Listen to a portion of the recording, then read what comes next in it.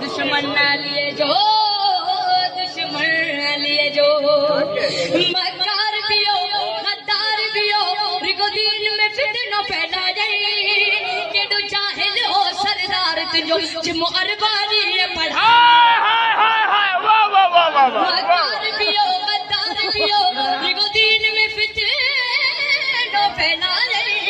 केडो जाहिल हो सरदार तुझो जिमो अरबानी पढ़ाए तू कौन मलंग सा ठहंदे बस लानत सहंदो रहंदे तू कौन मलंग सा ठहंदे बस लानत सहंदो रहंदे तुझे खून में आ मकारी दुश्मन